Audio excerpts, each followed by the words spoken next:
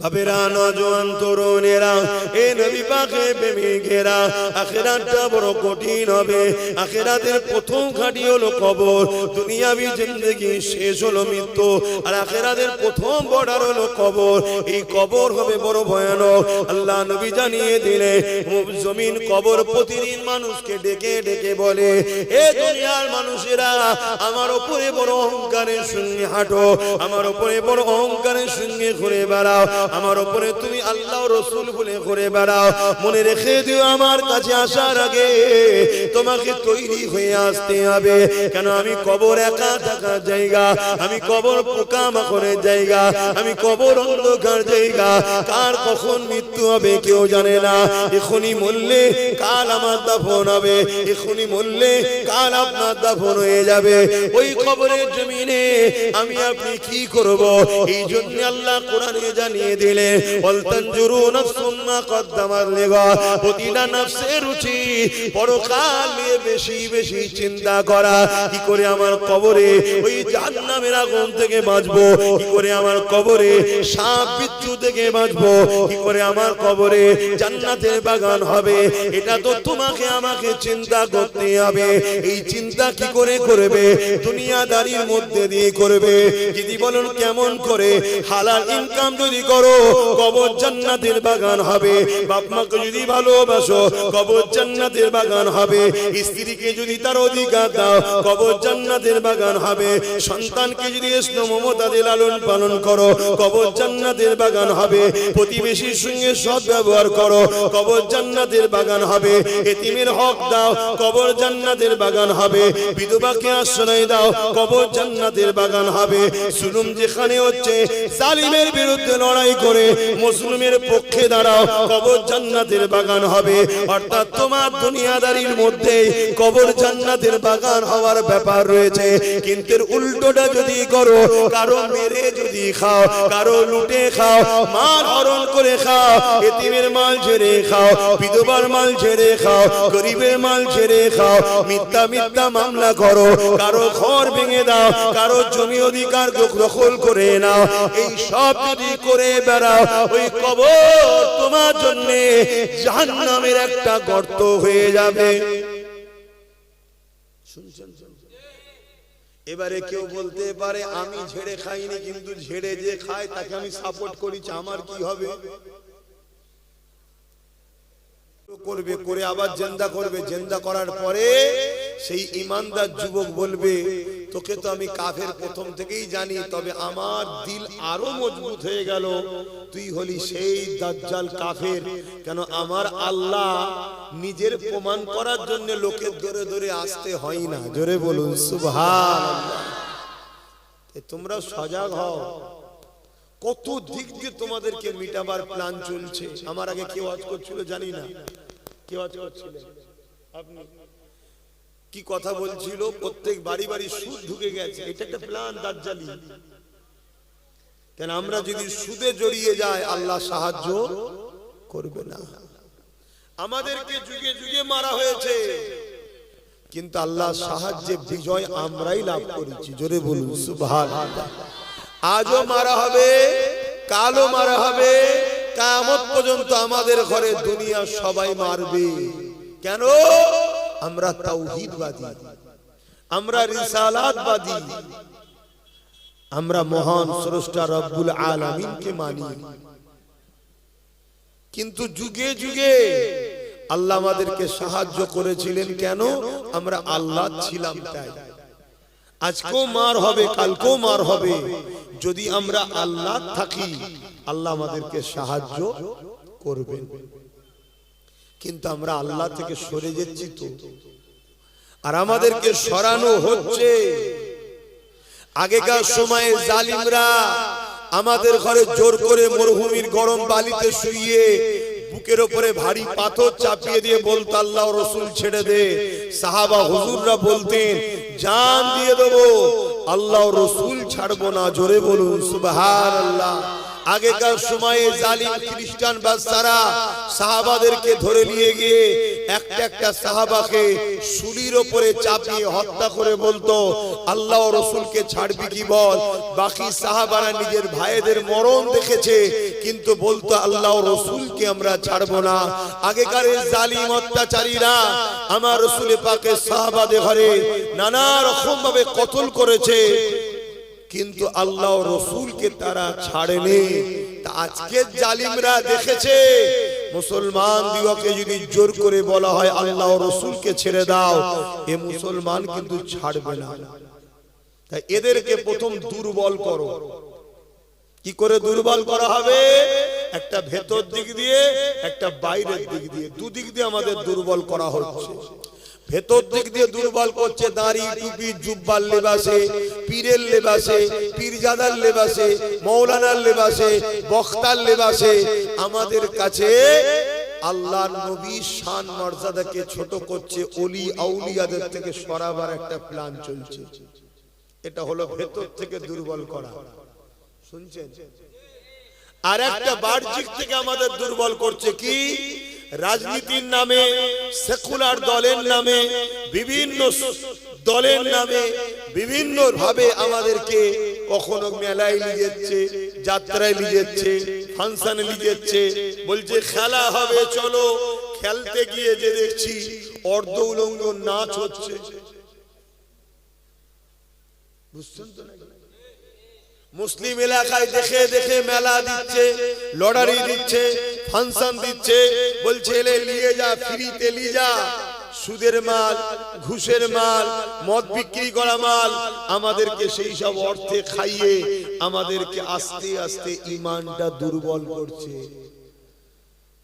এই আমার ভাই, তোদের দুশমন নয় আমি। খেতে না পারো, আল্লাহ যদি তোমায় দুদিন শুকিয়ে রেখে পরীক্ষা লায়, আল্লাহর খুশির জন্য শুকিয়ে থাকতে পারবে না। কিন্তু হারাম খেয়ে কি লাভ হচ্ছে? লোভ লালসায় পড়ে কি হচ্ছে? আমাদের দুনিয়াও যাচ্ছে, আখিরাতেও যাচ্ছে।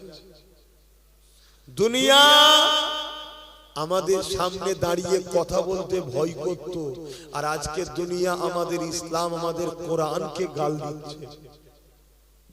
কেন? বুঝে নিয়েছে এ সব ভিত লড়ে গেছে, এদের ঈমান দুর্বল হয়ে গেছে। এদের ঈমান দুই ভাবে দুর্বল করা হয়েছে। এক, এদের অন্তর থেকে নবীর প্রেম ও আদব বেরিয়ে গেছে। আর এক, এদেরকে নান গান বাজনা, যাত্রা, সিনেমা, থিয়েটার, বিভিন্ন লোভ লালসা দিয়ে এদেরকে দুর্বল করে দেওয়া হয়েছে। বলো, এই দুটো হচ্ছে না হয়নি? আমাদের দিলে নবীর সেই মহব্বত আছে যে মহব্বত সাহাবাদের ছিল? আমাদের দিলে নবীর কি সেই মহব্বত আছে যে মহব্বত সুলতানে হিন্দ গরিবে নওয়াজের ছিল? আমাদের দিলে কি নবীর সেই মহব্বত আছে যে মহব্বত বসিরহাটের বড় মাওলানা আল্লামা রুহুল আমিন সাহেবের ছিল? আমাদের দিলে কি নবীর সেই মহব্বত আছে যে মহব্বত আশিকে রাসূল জুলফিকার আলী ছোট হুজুর পীর কেবলা ছিল? তাহলে এই দিক দিয়েও দুর্বল। অপর দিক দিয়ে আমরা কি দুনিয়ায় মুখকে বেঁচে চলতে পারছি? আমরা খারাপ জায়গায় বেশি বসি, ভালো জায়গায় কতটুকু বসি? বল, এগুলো প্ল্যান চলছে আপনাদেরকে মিটাবার। আপনি এই প্ল্যানকে না বোঝেন, আপনার চোখের সামনে আগামী আপনাদের মা বোন বেটিদের ইজ্জত লুটা হবে, আপনি কিছু করতে পারবেন না, কারণ দুর্বল। আপনি দুর্বল হলে সে কিছু করতে পারে। কারো যদি প্যারালাইসিস হয়ে যায়, সে তো ভ্যালভ্যাল করে দেখবে, হাতও তুলতে পারবে না, পাও তুলতে পারবে না। তার থেকেও বড় দুর্বল হলো যদি আমাদের ঈমানটা শেষ হয়ে যায়। ঈমান আজকে শেষ করে দিবার প্ল্যান চলছে। অথচ আমার নবী পাকের সাহাবা হুজুরদের ঘরে যখন জালিমরা চক্রান্ত করে করে দুর্বল করতে চেয়েছে, আমার নবী সাহাবা হুজুররা তাদের চক্রান্ত কিন্তু প্রতিটা পদে পদে ব্যর্থ করে দিয়েছে। জোরে বলুন সুবহানাল্লাহ। আমার নবী পাকের এক সাহাবীকে আল্লাহ নবী এক ইহুদি রাজার দেশে নিজের পক্ষ থেকে দূত হিসাবে, পিয়ন হিসাবে খবরদাতা হিসাবে, মেসেঞ্জার হিসাবে পাঠিয়েছে। তো ইহুদি খ্রিস্টান বাদশা মুহাম্মদ সাল্লাল্লাহু আলাইহি ওয়াসাল্লামের পক্ষ থেকে যে সাহাবী চাচ্ছে, তিনার ঈমানকে দুর্বল করার জন্য প্ল্যান করছে। কি করে করা যায়? এক কাজ করো, যে রাস্তা দিয়ে হেঁটে হেঁটে আসবে, যেমন এটাতে আমি এলাম, সেই রাস্তাতে রেশমের কার্পেট বিছাও। কিসে? রেশমের। রেশম মুসলিম পুরুষদের জন্য হালাল না হারাম ব্যবহার করা? জানেন না? বলবেন তো হালাল না হারাম? আর আজকে মুসলমানের ছেলে শখ করে বিয়ের সময় রেশমের কাপড় পরছে না, পরে? তুই একটা ভালো সুন্নতের কাজ করতে যাচ্ছিস, তোর কাছে রেশমটাই পছন্দ হলো? এটা তো দুনিয়ার প্ল্যান। যে জিনিসটা রাসূল হারাম করেছে ওটা উম্মতকে ঘুরিয়ে ফিরিয়ে যেমন করে করাও, তবেই তো আল্লাহ নারাজ হবে। আর আল্লাহ নারাজ হলে এরা দুনিয়ায় গোলাম হবে, পরকালে জাহান্নামী হবে। যেদিন আমরা আল্লাহকে রাজি করেছিলাম সেদিন আমরা দুনিয়ায় গোলাম ছিলাম না, সেদিন আমরা দুনিয়ায় বাদশাহী করেছি। আজ থেকে 100 বছর পিছিয়ে যান, আমরা এই দুনিয়ার বাদশা ছিলাম, পুরো পৃথিবীতে আমাদের রাজ চলতো, আমেরিকা পর্যন্ত আমাদের হুকুমের ইশারায় চলতো। আমি গল্প বলছি না, আপনারা পড়াশোনা করেন, সুলতান আব্দুল হামিদের নেতৃত্ব পর্যন্ত ব্রিটেন থেকে শুরু করে, আমেরিকা থেকে শুরু করে, ভিয়েতনাম থেকে শুরু করে, রাশিয়া থেকে শুরু করে, ফ্রান্স থেকে শুরু করে, যত বড় বড় সুপার পাওয়ার আছে সবাই আব্দুল হামিদের কাছে এসে ভয়ে মাথায় হ্যাট করে দাঁড়িয়ে থাকতো। আমাদের রাষ্ট্র চলতো পুরো পৃথিবীতে। কেন? তারা আমার রাসূলুল্লাহর প্রেমিক ছিল, তারা আল্লাহর দ্বীনের কে কোনো জায়গায় কম্প্রোমাইজ করতো না। আর আজকে মুসলমান একটু পথ পেয়ে গেলে হয়, একটু পথ পেয়ে গেলে সঙ্গে সঙ্গে নিজেকে সেকুলার সাজাতে গিয়ে আল্লাহ বিদ্বেষী কথা চোখের সামনে দেখছে, সেটাকে অ্যাকসেপ্ট করছে, গায়রুল্লাহর অনুষ্ঠানে পর্যন্ত চলে যাচ্ছে। তাহলে বলুন আমরা কত খারাপ হয়ে গেলাম? কই অন্য কেউ তো তার কালচার ছাড়ে না, তা আমরা আমাদের কালচার ছাড়ছি কেন? বলেন বলেন ভাই, এতে অন্য কারো খারাপ লিবার কিছু নেই, তার কাছে তারটা ভালো, আমার কাছে আমারটা ভালো, ঠিক না বেটি? অন্য কেউ কি তার কালচার ছাড়ছে? তুমি আমি শ্রেষ্ঠ নবীর উম্মত হয়ে তোমার আমার কালচার ছেড়ে দিচ্ছি কেন? তাহলে ধ্বংসের দিকে যাচ্ছি। আমার অসুবিধা হচ্ছে না? বোঝেন আমার বাপজানেরা, ভাইরা, আমাদেরকে ধ্বংস করে দিতে চাইছে, আমাদেরকে মেরে দিতে চাইছে, আমাদেরকেও প্যালেস্টাইনের মতো ছেলের সামনে মাকে রেপ করবে, ভাইয়ের সামনে বোনকে রেপ করবে, এসে দম দম করে গুলি করে সব মেরে শেষ করে দেবে, ওতে বোম ফেলে মেরে ফেলবে। এরকম সব প্ল্যান চলছে আমাদেরকে মেরে ফেলা। আমি আপনাদের বাঁচাবার চেষ্টাই বুঝাচ্ছি। আমি বলছি না তুমি অন্য কারোর সঙ্গে দুশ্মনী করো, ঝগড়া করো, না না, কিচ্ছু করতে হবে না, শুধু রাসূলুল্লাহর কদমে চলে আসো, ব্যাস, আর কিছু করতে হবে না। একটাই কাজ, শুধু জিন্দেগিতে মডেল হিসেবে রাসূলকে মেনে নাও। কারবার, ব্যবসা বাণিজ্য, সংসার, অর্থনীতি, সমাজনীতি, ধর্মনীতি, মানবনীতি, রাজনীতি, পরিবার নীতি, এডুকেশন নীতি, সম্প্রীতি নীতি, বন্ধন নীতি, রাষ্ট্রনীতি, শুধু রাসূল হলো মডেল। রাসূল যেভাবে সংসার করতে বলেছে করব, নবী যেভাবে ব্যবসা করতে বলেছে করব, নবী যেভাবে অমুসলিমকে ভালোবাসতে বলেছে বাসবো, নবী যেভাবে সর্বধর্মের মানুষের সঙ্গে মিশতে বলেছে, নবী যেভাবে বলেছে সেভাবে মিশবো, নবী যেভাবে রাষ্ট্রকে ভালোবাসতে বলেছে বাসবো, নবী যেভাবে রাজনীতি করতে বলেছে করব। এক কথায় রাসূল হলো মডেল। দেখো তোমাদের হাতে আবার সব আল্লাহ ফিরিয়ে দেবে, তোমাদের আল্লাহ আবার মালিক বানাবে। শুনছো ভাই? আর তুমি আমি মুখে বলছি আল্লাহ ও রাসূলের, আর সারাক্ষণ কাজ করছি আল্লাহ ও রাসূলের দুশমনের গোলামি করে। তাহলে আল্লাহর সঙ্গে ধোঁকা দেওয়া হচ্ছে না? আল্লাহ ছেড়ে দেবে? বাবেরা, নওজোয়ান তরুণেরা, আল্লাহ বাসাবা হুজুরকে পরীক্ষা নিয়েছে। ইহুদি খ্রিস্টান রাজা আমার রাসূলুল্লাহকে সাহাবাদেরকে পরীক্ষা নিবার জন্য রেশমের কাপড় বিছিয়ে দিয়েছে। আল্লাহ নবী জানিয়ে দিয়েছে উম্মতের পুরুষদের জন্য রেশমের কাপড় পরা হারাম, উম্মতের পুরুষের জন্য সোনা ব্যবহার করা হারাম। এই সোনার মধ্যে যে ধাতু আছে এই ধাতু পুরুষের শরীরে শুট করে না, যেটা এত মারাত্মক ব্যাধি হয়, এত মারাত্মক ক্ষতি হয়। এই জন্য আল্লাহ রাসূল নিষেধ করেছে নারী শরীরের জন্য ওটা সুটেবল, এই জন্য নারীদের ব্যবহার করা যায়, কি পুরুষের এসব ব্যবহার করতে নাই, নারীদের জন্য চলে। কেন পুরুষের এসে এমন একটা পোকা দিয়ে তৈরি যেটা পুরুষের শরীরের জন্য সুটেবল নয়, এই জন্য রাসূলুল্লাহ নিষেধ করেছে। এই নবী পাকের সাহাবীকে নবীর কথাকে অমান্য করাবার জন্য খ্রিস্টান বাদশা রাস্তাতে রেশমের কাপড় বিছিয়ে দিয়েছে। এরা শুধু চায় আমরা যেন নবীর কথা অমান্য করি, এরা শুধু চায় আমরা যেন আল্লাহর বিরুদ্ধে চলে যাই, ব্যাস, এরা আর কিছু চাই না। তাতে যদি পয়সা লাগে বলো পয়সা দেবো, মাফ করবেন ভাষা শুনতে খারাপ লাগবে, যদি বাড়ি নিয়েও চাও চাও শুধু আল্লাহ রাসূলের কথা অমান্য কর, ব্যাস, আর কিছু না। নেতা চাইবি, নেতা হবি, তোকে নেতাও বানাবে, শুনছেন তো নাকি? পদ লাগবে, এলে লিজা, শুধু আল্লাহ রাসূলের কথাকে অমান্য কর।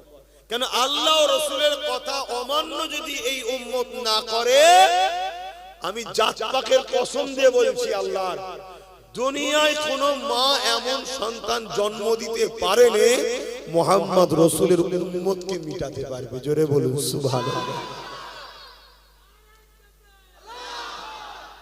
আল্লাহ বুঝতে পারছেন? আমাদের তো ভাবতে হবে যে কে আপন আর কে পর।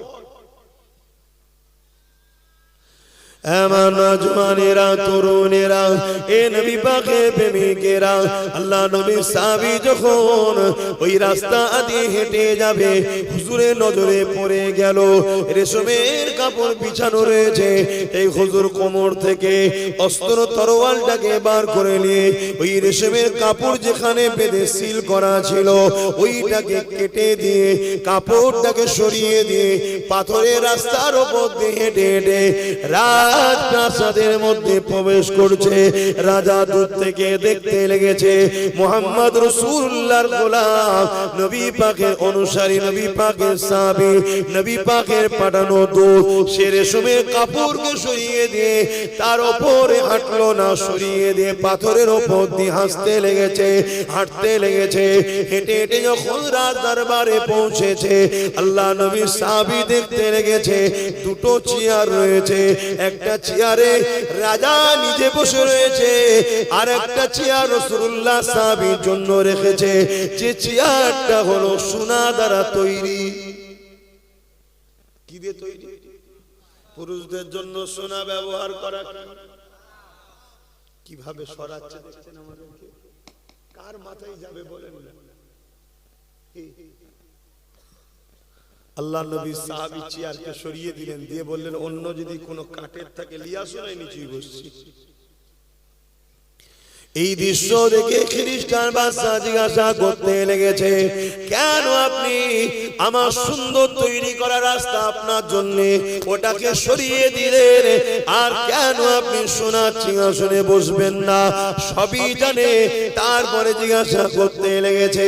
আল্লাহ নবী সাহাবী বলেছিলেন, হে খ্রিস্টান বাদশা, আমার রাসূলুল্লাহ দিনে রেশমের কাপড় পুরুষদের জন্য ব্যবহার করা হারাম এবং সোনা পুরুষদের জন্য ব্যবহার করা হারাম।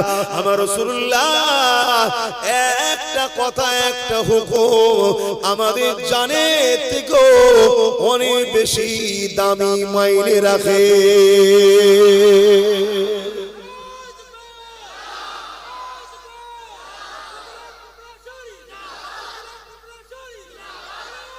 আল্লাহ, কিন্তু আজ আমরা কি করছি বলুন? আমাদেরকে দুনিয়া গানে নিয়ে যাচ্ছে, আমরা চলে যাচ্ছি। পিকনিকে লিজে নাচ গান হচ্ছে, পিকনিক করা আমি খারাপ বলবো না, কিন্তু বাজনা গান নাচ এটা তো আমাদের জন্য হারাম। অন্য কারো জায়েজ হতে পারে, আমাদের জন্য হারাম। তো কেউ বলবে নাকি ঠিক আছে এই বছরে ঢোল বাজানো হয়েছিল, গান হয়েছিল, সামনে বছরে ঠিক আছে কোরআন তেলাওয়াত হবে, মানবে অমুসলিমরা? এক কথা বলছো না তো? তাহলে সে তার কালচার ছাড়ছে না, আমি কালচার ছেড়ে দিলাম কেন? আমার কথা কি তোমাদের খারাপ লাগছে? গোড়ামি গোড়ামি লাগছে? যে মোল্লারা এই জন্যই তো মরেছে, এরা বড্ড ঘোরালো। হ্যাঁ, গান বাজনা হলো জেনার মন্ত্র। গান বাজনা জেনার মন্ত্র, মানুষকে জেনার দিকে নিয়ে যায়, আর জেনা মানুষকে জাহান্নামের দিকে নিয়ে যায়। ভাবতে পারছো? এ নবী পাকের গোলামেরা, এ নবী পাকের উম্মত উম্মতিরা, মন দিয়ে শুনে, যে কাজ করবেন নাকি একবার ভেবে নেওয়া দরকার, এই কাজ আমার রাসূলুল্লাহ নিষেধ করেছে কিনা। আমার রাসূলুল্লাহ যদি নিষেধ করে থাকে, ওই কাজ তোমাকে আমাকে করলে হবে না। যদি ওই কাজ করার বিনিময়ে কোটি টাকাও যদি পাওয়া যায়, ওই টাকাকে তোমাকে প্রত্যাখ্যান করতে হবে। ওই কাজ করার পরও যদি তোমার জানের উপরে হামলা হয়, তাও ওই কাজকে প্রত্যাখ্যান করতে হবে। যদি ওই কাজ না করার জন্য তোমাকে জালিমরা জেলে দেবে বলে, তোমাকে খুশি মনে জেলে যাওয়াটা উত্তম মনে করতে হবে। কিন্তু রাসূলুল্লাহ নিষেধ করা কোনো কাজকে মানা যাবে না। কেন আল্লাহ তোমাকে আমাকে আশরাফুল মখলুকাত করে এই জমিনের উপরে পাঠিয়েছে, বড় ভালোবেসে পাঠিয়েছে। ওমা খালাকতুল জিন্না ওয়াল ইনসা ইল্লা লিয়াবুদুন। মানব যে জাতি, এই দুই জাতির হিসাব নিকাশ হবে, ইল্লা লিয়াবুদুন, আল্লাহ পাকের দাসত্ব করার জন্য পাঠিয়েছে। আল্লাহ দাসত্বটা কি? মা তাকুমুর রাসূল ফাখুযুহু ওয়া মা নাহাকুম আনহু ফান্তাহু। আমার রাসূলুল্লাহ যা আদেশ করেছে মেনে নিতে হবে, রাসূলুল্লাহ যা নিষেধ করেছে ছেড়ে দিতে হবে। এই রাসূলুল্লাহর আদেশকে আমরা ছেড়ে দিলাম, নবী পাকের নিষেধকে মেনে নিলাম, উম্মতে মুহাম্মাদি দাবি করে বেড়ায়। কিন্তু বুকে হাত দিয়ে বলো, আমরা তো শুধু নামে তালপুকুর, খুঁটি ডুবে না, কোনো পানি নাই। আমরা নামে উম্মতে মুহাম্মাদি, নামে আমরা মুসলমান। নবী পাকের নিষেধগুলো মেনে চলেছি, নবী পাকের আদেশগুলোকে ছেড়ে দিয়েছি। এই জন্যই তো আজকে উড়িষ্যাতেও মার খাচ্ছি আমরা, গুজরাটেও মার খাচ্ছি আমরা, পশ্চিম বাংলাতেও মার খাচ্ছি আমরা, সারা দুনিয়াতে মার খাচ্ছি আমরা। কেন মার খাচ্ছি? একটাই কারণ, আমরা মূল জায়গা থেকে সরে গিয়ে 2 নম্বর রাস্তাতে চলতে লেগেছে। যদি বাঁচতে চাও ফিরে আসো, এখনো সময় আছে। আমার রাসূলুল্লাহর কদমে চলে আসো। আমার নবী পাকের কদমে যারা ছিল, দুনিয়া তাদেরকে দেখে ঠাট্টাই আর কি মশকরা করেছিল। তাদের পায়ে জুতো ছিল না, পরনায় ছিঁড়া জামা ছিল, কিন্তু 313 জন অর্ধেক পৃথিবীকে বিজয় করে নিয়েছিল। আরো জোরে বলুন সুবহান।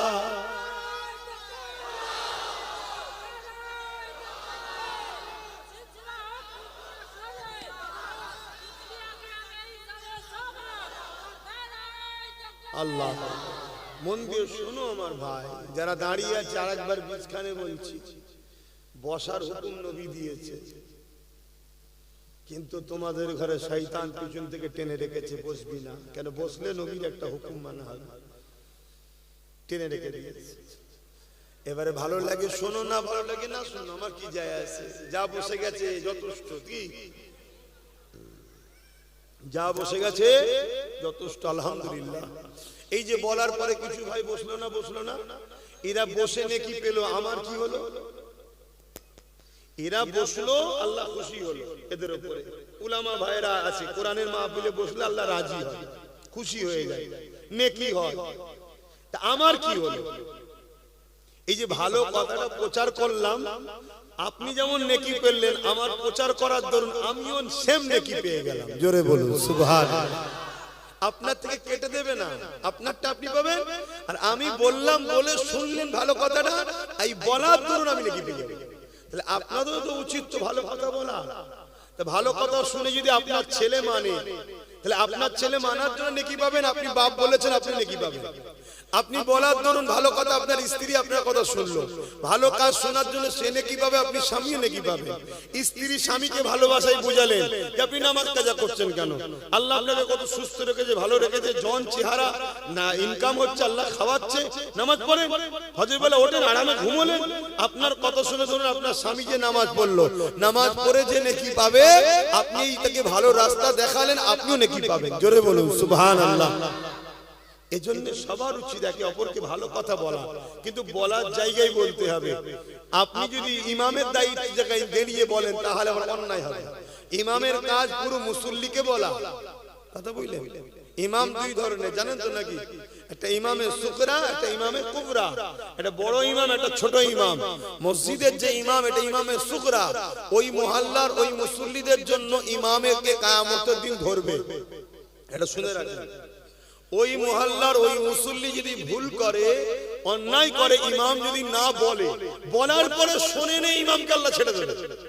কিন্তু অন্যায় হচ্ছে ইমাম বলে নেই, ওই মুসল্লি অন্যায়, ওই মুহাল্লা অন্যায় করার দরুন ইমামকে আল্লাহ কিয়ামতের দিন ধরবে। আমি আব্বাস সিদ্দিকী আমারটাও বলে দিই না, ইমাম সাহেবরা মনে দুঃখ করবে।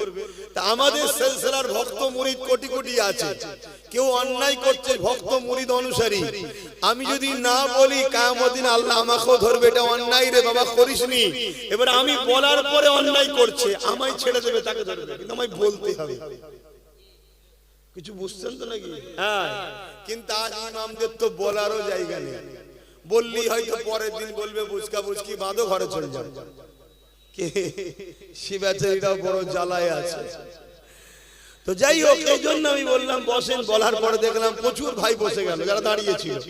তো ওরা বসে যে নেকিটা পেল, আমি বলার দরুন যে কথাটা শুনলো, তো ভালো কাজ এটা প্রচার করলাম, আমি সেম নেকি পেলাম। জোরে বলুন সুবহানাল্লাহ।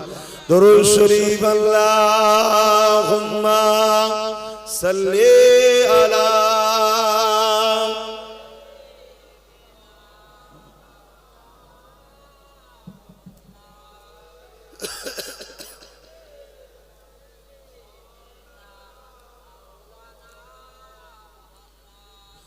মধুর চেয়েও মধুর আরো আমার নবীর নাম,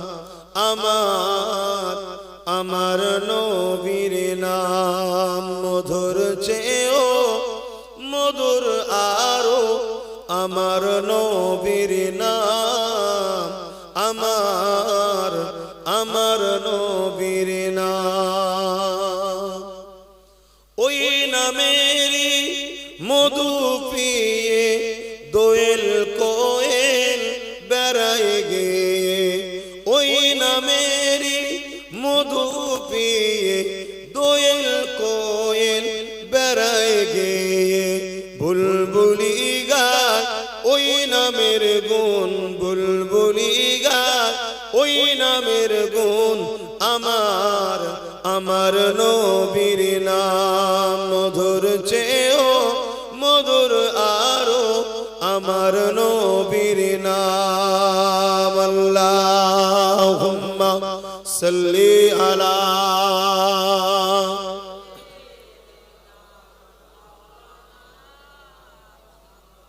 ওয়ালা আলি।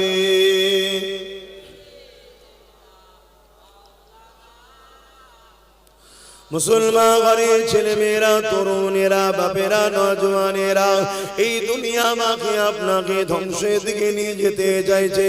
এই দুনিয়ায় দুটো দল রয়েছে, একটা রহমানের দল, একটা হলো ইবলিস শয়তানের দল। ইবলিস শয়তানের দলের লোকেরা সর্বসময় চায় রহমানের দলের লোককে আল্লাহ থেকে, রাসূল থেকে সরিয়ে ইবলিসের দলে নিয়ে যাবার চেষ্টা করবে।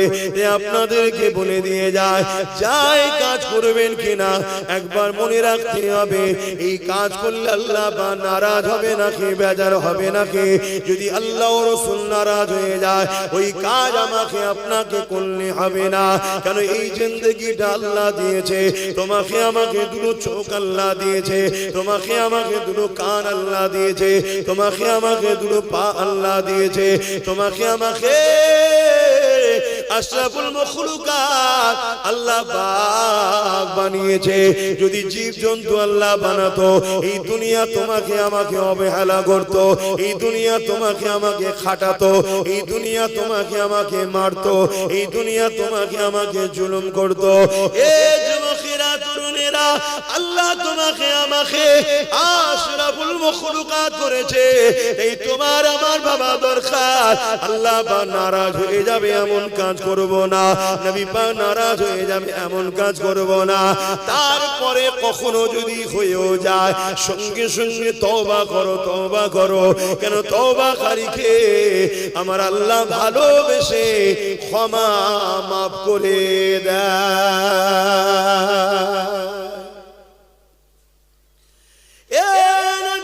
তরুণেরা, আমাকে আপনাকে তো ভাবা দরকার। আমার আপনার জন্য মডেল হলো রাসূলুল্লাহ। মাতাকুমুর রাসূল ফাখুযুহু ওয়া মা নাহাকুম আনহু ফান্তাহু। নবী যা আদেশ করেছে মেনে নিতে হবে, নবী যা নিষেধ করেছে ছেড়ে দিতে হবে। লাকাদ কানা লাকুম ফি রাসূলিল্লাহি উসওয়াতুন হাসানা। আল্লাহ পাক আমার নবীকে আমার আপনার জন্য মডেল করে পাঠিয়েছে গো।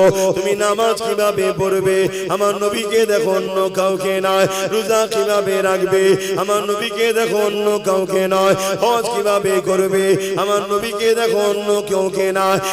এক কথায় তোমার ধর্মনীতি আমার রাসূলকে দেখে, তোমার সমাজ নীতি আমার রাসূলুল্লাহকে দেখে, তোমার পরিবার নীতি আমার রাসূলুল্লাহকে দেখে, তোমার আত্মীয়তা নীতি আমার রাসূলুল্লাহকে দেখে, তোমার প্রতিবেশী নীতি আমার রাসূলুল্লাহকে দেখে, তোমার রাজনীতি আমার রাসূলুল্লাহকে দেখে, আমার রাসূল পাক সাল্লাল্লাহু আলাইহি ওয়াসাল্লাম তিনি জানিয়ে দিয়েছে যে রাজনীতি নেতাটা ইনসাফ পরায়ণ হবে, মানুষের উপরে জুলুম করবে না, মানুষকে হক দেবে, মানুষকে ভালোবাসবে, মানুষের উপরে ইনসাফ করবে, আল্লাহ নবী জানিয়ে দিলেন ওই নেতাকে আল্লাহ কিয়ামতের দিনে আরশ আজিমের ছায়া দেবে।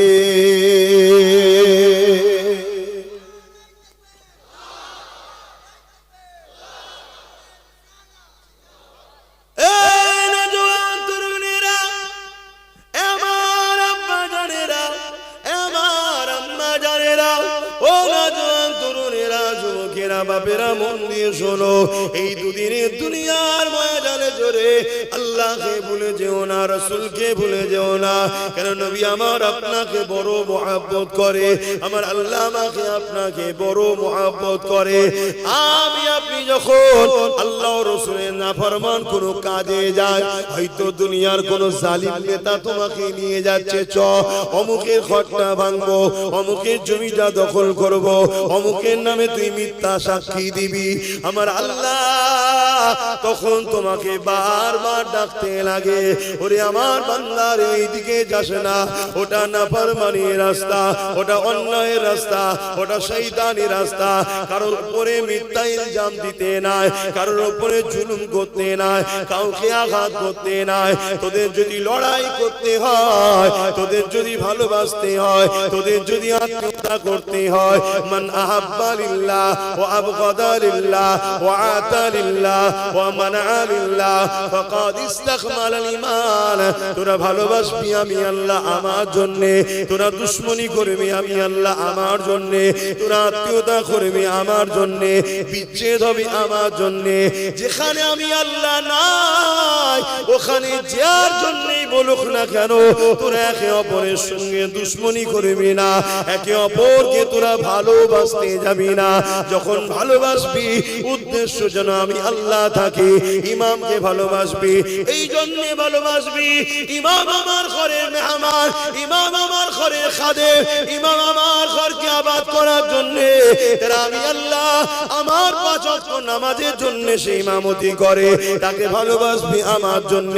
যদি ওই ইমাম আমার পক্ষে না হয় তাহলে তাকে ভালোবাসাও যাবে না। হুজুরকে ভালোবাসবি আমার জন্য, মুফতিকে ভালোবাসবে আমার জন্য, আলেমকে ভালোবাসবে আমার জন্য। কিন্তু ওই হুজুর ওই মুফতি মাওলানা যদি আমার পক্ষে না হয়, দুনিয়ার স্বার্থবাদ যদি হয়ে যায়, তাদেরকেও ভালোবাসা যাবে না। শুনছেন তো নাকি? তাহলে আব্বাসকে ভালোবাসতে যদি হয়, কার জন্য ভালোবাসবে? জোরে বলো, হাত তুলে দেখান, শাহাদত আকুল, বলুন আল্লাহর জন্য, বলুন আল্লাহর জন্য। হাত নামান। আমার সঙ্গে যদি কারো লড়াইও করতে হয়, উদ্দেশ্য কার জন্য?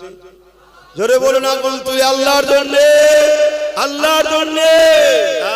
হুজুর তো কি হয়েছে, যদি হুজুরের সঙ্গে লড়াই করতে হয়, উদ্দেশ্য যেন আল্লাহ থাকে, গ্রুপবাজি নয়। শুনছেন? আমার নেতার বিরুদ্ধে বলেছে, চলো ওর সঙ্গে ঝগড়া করবো না। যদি আল্লাহর জন্য আমার সঙ্গে কেউ লড়াই করে, আল্লাহর জন্য তার লড়াইটা ঠিক। আর আল্লাহর জন্য যদি কেউ আমায় ভালোবাসে, ভালোবাসাটাও ঠিক। অন্য কোন স্বার্থ আমাদের চলবে না। দুনিয়ার বাকি কে কি করছে আমার দেখার দরকার নেই বাপ। আমি তুমি বিশ্বাস করি তো আখিরাত আছে, বাকিরা বিশ্বাস করে না, তারা যা খুশি করতে পারে, আমার কি দেখার দরকার? তুমি আমি বিশ্বাস করি মরণের পরে উঠানো। বলুন বলুন, এটা মানেন তো? তাহলে তোমাকে তো আমাকে আখিরাত বলে একটা জায়গা আছে। যদি কেউ এটা না মানে, তার জন্য তো আমার এই ওয়াজ নয়, তার বিষয়ে তো আমার কোনো কথা নয়। তুমি মানো জান্নাত আছে, জাহান্নাম আছে, মানো তো না? তুমি মানো আল্লাহ বিচার করবে, তাই তো নাকি? তাহলে তোমার সাথে অন্যজনের তো টালি করলে হবে না, অন্যজনের মতো তোমায় তো চললে হবে না। এ আমার মা বোনেরা, অন্যজন গায়ে কাপড় না রেখেও ঘুরতে পারে, কেন? তার কাছে আখিরাত নেই, তার কাছে জাহান্নাম নেই, জান্নাতও নেই, কিন্তু তোমার কাছে আছে তো। তাহলে তুমি অন্যজনকে দেখে কেন চলছো? অন্যজন যা খুশি পাবে খেতে পারে, যেখান থেকে টাকা পাবে নিয়ে যেতে পারে, কিন্তু মা বোন তোমার তো চলবে না। তোমাকে তো আখিরাত বিশ্বাস করো, আর যদি বলো না আখিরাত মানিনি, ভাই তাহলে তো তার কাছে আমার রজ করার কি বুঝাবো? আমি যে কোরআন মানে না, রাসূল মানে না, আল্লাহ মানে না, নবী মানে না, আখিরাত মানে না, তাকে আমি কি বুঝাবো ভাই? তার কাছে আমার ধর্ম শুনিয়ে তো লাভ নেই, কে শুধু মানে না। আমার রজ বুঝছেন তো? অসুবিধা হচ্ছে? বাবেরা, নওজোয়ান তরুণেরা, এ নবী পাকের প্রেমিকেরা, আখিরাতটা বড় কঠিন হবে। আখিরাতের প্রথম ঘাঁটি হলো কবর। দুনিয়াবি জিন্দেগি শেষ হলো মৃত্যু, আর আখিরাতের প্রথম বর্ডার হলো কবর। এই কবর হবে বড় ভয়ানক। আল্লাহ নবী জানিয়ে দিলে, জমিন কবর প্রতিদিন মানুষকে ডেকে ডেকে বলে, এ দুনিয়ার মানুষেরা, আমার উপরে বড় অহংকারের সঙ্গে হাঁটো, আমার উপরে বড় অহংকারের সঙ্গে ঘুরে বেড়াও, আমার উপরে তুমি আল্লাহ রসুল বলে ঘুরে বেড়াও।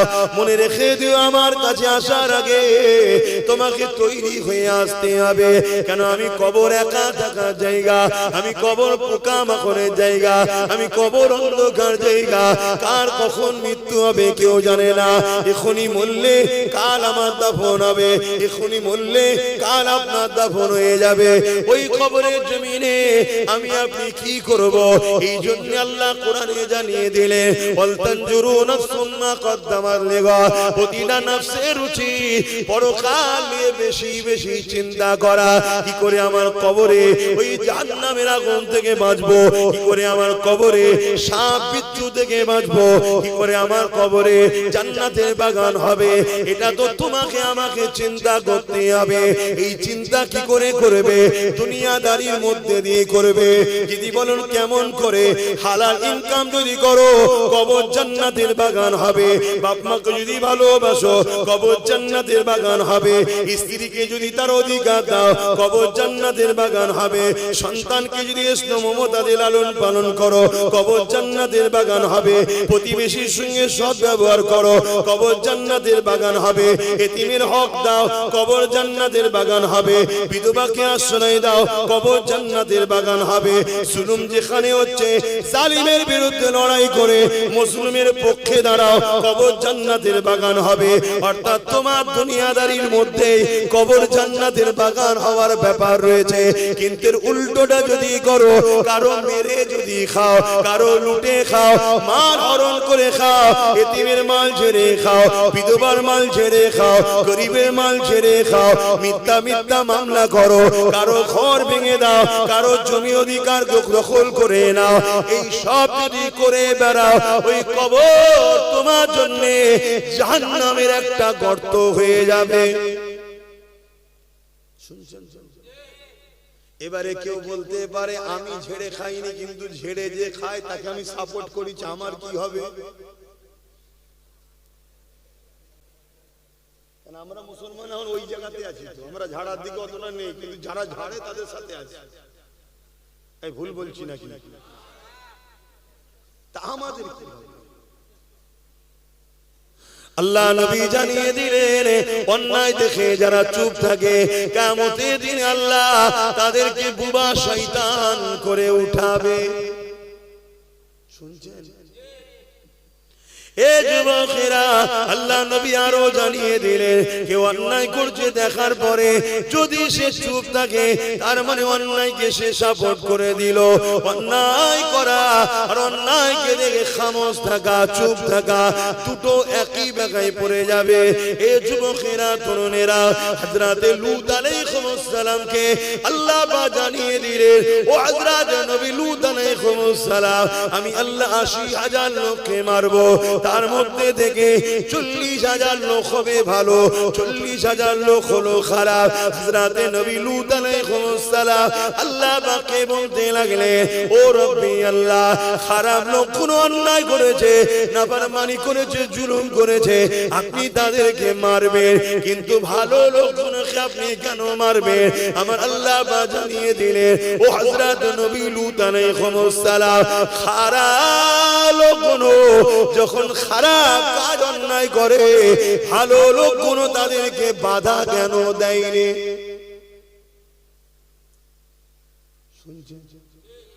আল্লাহ নবী মিশকাত শরীফে হাদিসের মধ্যে জানিয়ে দিলেন, হে আমার উম্মতেরা, কেউ জুলুম করলো, কেউ সন্ত্রাসী করলো, কেউ আতঙ্কবাদী করলো, কেউ এমন করে অত্যাচার করলো, তুমি জানার পরও যদি তার এই নিয়তে সাথ দাও, তাকে শক্তিশালী করার দরুন আল্লাহ নবী জানিয়ে দিলেন, ওই উম্মতটা, ওই মুসলমানটা ইসলাম থেকে বেরিয়ে যাবে।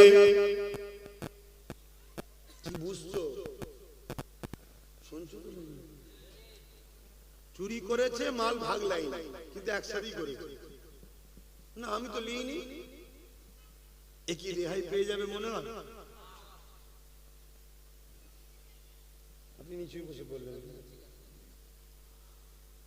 ভাবেন আমার ভাই, দুনিয়া আপনাদের ঘরে চাইছে শুধু আল্লাহ ও রাসূলের নাফরমানির কাজটা করিয়ে দাও। কেন? তারা আপনাদেরকে মেরে দিতে চায়, আর যখন মারবে, আল্লাহ যদি আপনার উপরে বেজার হয়ে থাকে তাহলে সাহায্য পাঠাবে না, আর যদি রাজি থাকে বদরের মতো ফেরেশতা তাতানাজ্জালু আলাইহিমুল মালায়েকা, আল্লাহ ফেরেশতা পাঠাবে, আর আল্লাহ যদি ফেরেশতা পাঠায় আপনাদেরকে কেউ হারাতে পারবে? বদরের সেই ইতিহাসটা একবার একটু স্মরণ করে দিই। আল্লাহ নবীর কানে খবর এসে গেল, মক্কা থেকে ১,০০০-এর উপরে সন্ত্রাস বাহিনী বেরিয়েছে, যাদের নেতৃত্ব দিচ্ছে আবু জাহেল, সন্ত্রাসদের ইমাম ছিল, সন্ত্রাসদের লিডার ছিল। ১,০০০ সৈন্য নিয়ে, তার অধিক রয়েছে সৈন্য নিয়ে বেরিয়ে পড়েছে। কি জন্য বেরিয়েছে? মদিনার জমিনে আল্লাহ নবী সাহাবাদের নিয়ে বড় আনন্দে রয়েছে, বড় আরামে রয়েছে। মদিনা থেকে দুনিয়া জমিনে আল্লাহ নবী হকের মেসেজ দিচ্ছে, ইনসাফের মেসেজ দিচ্ছে, মানবতার মেসেজ দিচ্ছে, মা বাপের হকের কথা বলছে, স্ত্রীর মর্যাদার কথা বলছে, স্বামীর হকের কথা বলছে, এতিমের হকের কথা বলছে, বিধবার হকের কথা বলছে। শুধু ইসলাম বলে দিলে হবে না, কারণ ইসলাম বলতে সন্ত্রাস বোঝায়, ইসলাম বলতে জঙ্গিবাদ বোঝায়। এটা ইসলাম বিদ্বেষীরা প্রচার করছে না, করেনি। একটু খুলে বলতে হবে, সন্ত্রাস তো তারা যারা ইসলামেরই বিরোধী করে, জঙ্গিবাদ কারা? যারা ইসলামের বিরোধী করে। কিন্তু তাদের হাতে মিডিয়া, তাদের হাতে পাওয়ার, তাদের হাতে কলম, তাদের হাতে কাগজ, তারা লিখে দিচ্ছে ইসলাম হলো জঙ্গিবাদ, বলছে না বলে। কিন্তু অ্যাকচুয়ালি জঙ্গিবাদ তো তারা যারা ইসলামের বিরোধী করে। কারণ ইসলাম প্রেমের নাম, ভ্রাতৃত্বের নাম, ভালোবাসার নাম, ঐক্যের নাম, সাম্যের নাম, ইসলাম সম্প্রীতির নাম, মানব বন্ধনের নাম, খোদার্থ মানুষকে খানা খাওয়াবার নাম ইসলাম। জোরে বলুন সুবহানাল্লাহ। তাই একটু খুলে খুলে বলছি,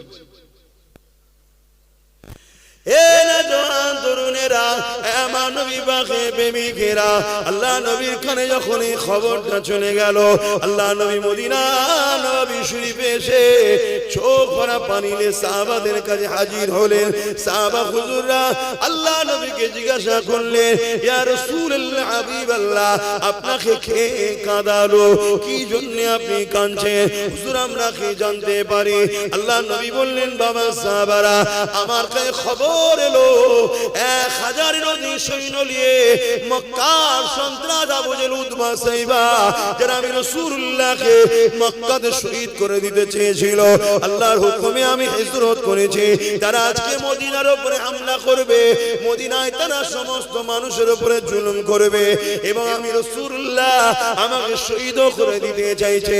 সাহাবা তোমাদের উপরে জুলুম করবে, মদিনার বয়স্ক বাপ মাদের উপরে জুলুম করবে, বাচ্চাদের উপরে জুলুম করবে, নারীদের উপরে জুলুম করবে, কারণ এদেরকে আমি রাসূলুল্লাহ চিনি, এরা হলো জালিম, এদের মধ্যে কোনো দয়া ময়া নাই, যেমন চিঙ্গিস খানের মধ্যে কোনো দয়া ময়া ছিল না। নাম শুনেছেন?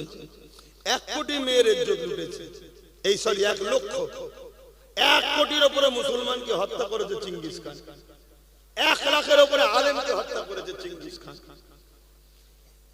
আর আমার বর্তমান যারা আলেম উলামা ভাইরা আছো, ওপেন বলছি, ব্রিটিশ পিরিয়ডও এত আলেমদেরকে মেরেছিল ব্রিটিশরা, 20-25টা গ্রামে এমন লোক পাওয়া যেত না যে একটা কেউ জানাজা পড়তে পারবে। এই দল ছাড়া নিজেদের মধ্যে ভাগ বাটরা হয়ে আছে, আর জালিমদের পিছনে অনেকে ঘুরছেন। পরিবর্তন হন, ঐক্য হন, সংগঠিত হন। নাই আজকের ব্রিটিশ গুলো কিন্তু দিন এসে গেছে, প্রথমে আপনাকে আমাকেই টার্গেটে দেয়। কিছু শুনছেন?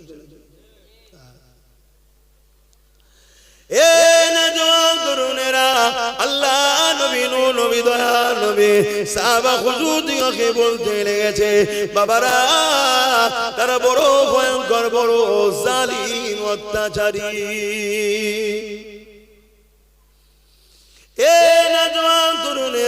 কতটা কষ্ট করেছে নবী আমার, সেই নবীর দিনকে আজ লোক গালি দিচ্ছে, সেই নবীর রেখে যাওয়া কোরআনের শানে মিথ্যাচারী করছে, সেই নবীর ইসলামের নামে মিথ্যা প্রচার করছে।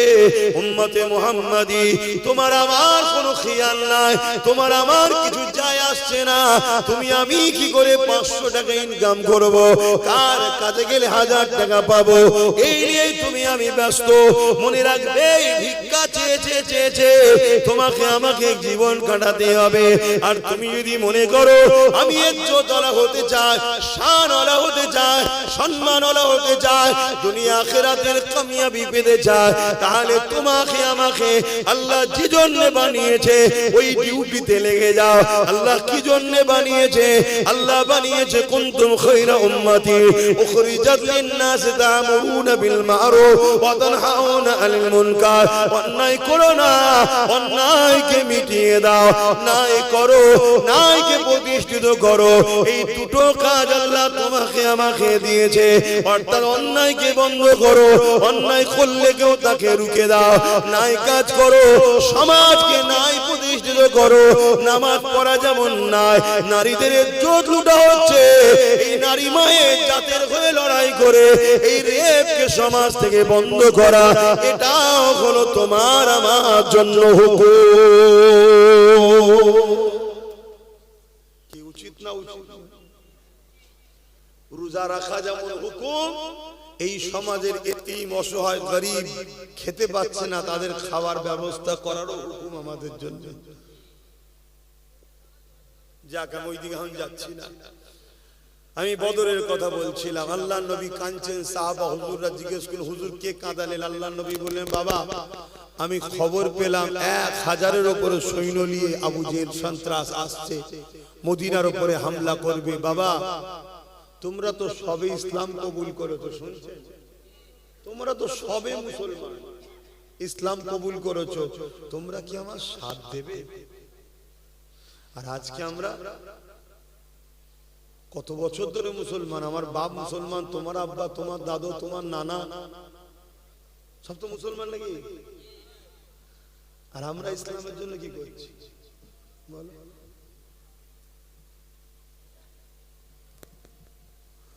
আল্লাহ নবী যখন এই কথাটা বললেন, সাহাবা হুজুররা বলতে লাগলেন, আনসারী মুহাজিরিন সাহাবাদের মধ্যে থেকে হযরত আবু বকর সিদ্দিক, পুরপুরা আবু বকর সিদ্দিক, দাদা হুজুরের বংশের মুরব্বি, রাসূলুল্লাহ শ্বশুর হযরত আবু বকর সিদ্দিক, তিনি উঠে দাঁড়িয়ে বললেন, আল্লাহ নবীকে সালাম দিয়ে বলতে লাগলেন, ইয়া রাসূলুল্লাহ হাবিবাল্লাহ, হুজুর আপনি চিন্তা করবেন না, হুজুর আপনি মন খারাপ করবেন না, আমি আনসারী মুহাজিরিনদের তরফ থেকে আমি আবু বকর জানিয়ে দিলাম আমরা আপনাকে ছেড়ে সরে যাব না।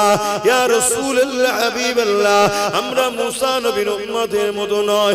মুসা নবীর উম্মতেরা মুসা নবীকে বলেছিল ফিরাউনের বিরুদ্ধে আপনি আর আল্লাহ লড়ুন, আমরা নাই, আমরা নাই। হযরত আবু বকর সিদ্দিক বললেন, ইয়া রাসূলুল্লাহ হাবিবাল্লাহ, ওই রকম আমরা বলবো না, আমরা আপনাকে ছেড়ে যাব না।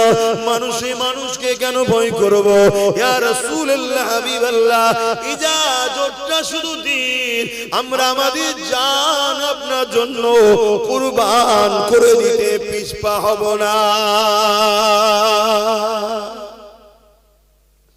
আজকে উম্মতকে জিজ্ঞেস করছি, আজকেও যদি নবীর দিনকে কেউ মিটাতে চায়, আপনারা সেই নবীর বংশের আওলাদ যদি ডাক দিই চলো লড়তে হবে, আপনারাও বলবেন না তো মুসা নবীর উম্মতের মতো?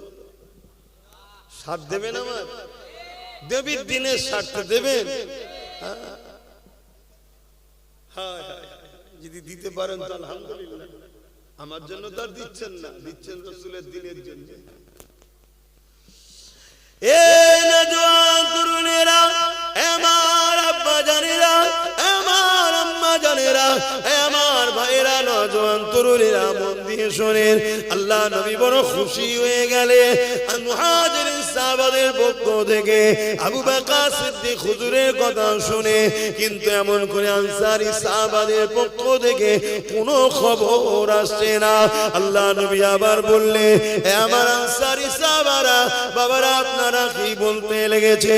ওই সময় আনসারী সাহাবাদের মধ্যে থেকে একজন সাহাবী দাঁড়িয়ে গেলে, দাঁড়িয়ে গিয়ে বলতে লাগলে, ইয়া রাসূলুল্লাহ হাবিবাল্লাহ, আমরা আনসারী সাহাবাদের পক্ষ থেকে যেদিন আপনি মক্কা থেকে মদিনায় এসেছিলেন, আপনাকে পেয়ে আমরা আকাশের চাঁদ পাওয়ার থেকেও অনেক বেশি খুশি হয়েছিলাম।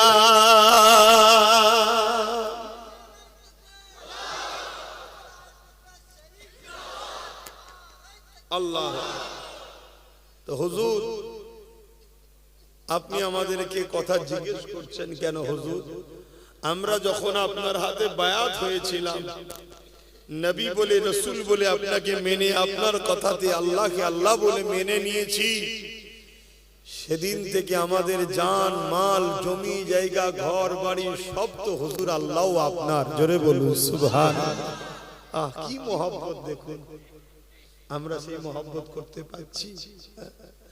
আমাদেরকে এই মহব্বত করতে হবে। আমাদের ঘর, আমাদের বাড়ি, আমাদের পরিবার, আমাদের বাবা-মা, আমাদের ব্যাংকে, আমাদের পকেটে যেখানে যা আছে এগুলো আমাদের নয়, আল্লাহ ও রাসূলের। যতক্ষণ তিনারা নেবে না খরচ করছো করো, কিন্তু তিনাদেরকে ভুলে যেও না, যখন প্রয়োজন হবে দিয়ে দিতে হবে। কথা কিছু শুনছো ভাই? তবেই তো ঈমানদার। আর নাই মুসলমান তো অনেক, সব মুসলমান জান্নাত যাবে নাকি? সব মুসলমান জান্নাতে যাবে না, ঈমানদার মুসলমান জান্নাতে যাবে। সব মুসলমান ঈমানদার না, সব মুসলমান বলো ইমানদার নয়, কিন্তু সব ইমানদারই মুসলমান। সব ইমানদারই, প্রত্যেকটা মানুষ জন্ম হয় ফিতরাতের দিক দিয়ে মুসলমান হয়ে। এই মুসলমানকে দুনিয়ায় এসে ঈমান নামক নিয়ামতটা অন্তরে ধারণ করতে হয়। যে মুসলমানগুলো ঈমান নামক নিয়ামতটাকে অন্তরে ধারণ করতে পেরেছে, অর্থাৎ সে জান্নাতের দেশে যাবার ভিসা পেয়েছে। যে ভাষায় আপনারা বুঝবেন কি, এক দেশ থেকে আরেক দেশে যেতে গেলে ভিসা লাগে না, লাগে না? তো দুনিয়ার দেশ থেকে জান্নাতের দেশে যাবেন ভিসা ছাড়া? এই দুনিয়া হলো ভিসা অফিস। এই বাঁদিকের স্তনের নিচে যে অন্তর রয়েছে, রূহ রয়েছে, হৃদয় রয়েছে, কলব রয়েছে, এটা হলো পাসপোর্ট। এখানে আপনাকে লা ইলাহা ইল্লাল্লাহু মুহাম্মাদুর রাসূলুল্লাহ সিল মারতে হবে। ওই অন্তরটা, ওই দিলটা, ওই সিনাটা, ওই শরীরটা, ওই মানুষটা আল্লাহর জান্নাতে যাবে। জোরে বলুন সুবহানাল্লাহ। আর যার এখানে নেই, সে তার বাপ হাজি, মা হাজি, পরিবারের সব হাজি, বাপ হাজি, বাপ পীর, দাদু পীর, সব পীর তো কি হয়েছে শুনছেন তো নাকি? সব জান্নাতে যাবে, সে বেটা ফসকে যাবে। কিয়ামতের দিন অনেক বাপ জান্নাতে যাবে, ছেলে জাহান্নামে চলে যাবে। অনেক ছেলে জান্নাতে যাবে, বাপ জাহান্নামে চলে যাবে। অনেক মা জান্নাতে যাবে, মেয়ে জাহান্নামে যাবে। মেয়ে জান্নাতে যাবে, বাপ জাহান্নামে যাবে। কিছু করার নেই। এটা দুনিয়ার সম্পর্ক, বাপ বেটা, ভাই বোন, স্ত্রী, দুনিয়াদার। মৃত্যুর পরে সব সম্পর্ক শেষ। কিয়ামতের দিনে আজব বিষয় হবে, আজব বিষয়। কিয়ামতের দিন দেখা যাবে এমন এমন লোক জাহান্নামে যাচ্ছে, যাদেরকে দেখে ময়দানে মাহশরে সবাই অবাক হয়ে যাবে, এই লোকটা জাহান্নামে যাচ্ছে, কি রে? আমরা তো জানতাম ফেরেশতার থেকে ভালো। শুনছে? আবার কিয়ামত দিন এমন লোক জান্নাতের লাইন দিয়েছে, যাকে দেখে সবাই মাথায় হাত দিয়ে বলি, সর্বনে জীবনে ভালো কাজ করেছে দেখিনি, এ জান্নাত যাচ্ছে কেন? শুনছে? খুব সাবধান, খুব সাবধান। আল্লাহর হুকুম মানেন, নবীর হুকুম মানেন, কিন্তু এই হুকুম মানেন মহব্বতের সাথে, রাসূলকে আদবের সাথে মেনে নিয়ে। কষ্ট হচ্ছে না তো? একটু বলি নাকি?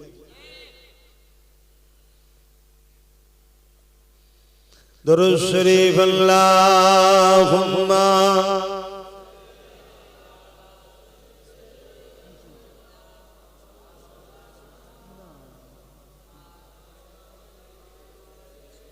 ছেলেটা কোথায় গেল? আমার সাথে যে ছেলেটা এসেছিল কোথায় গেল? ও আসলে ওকে বলে।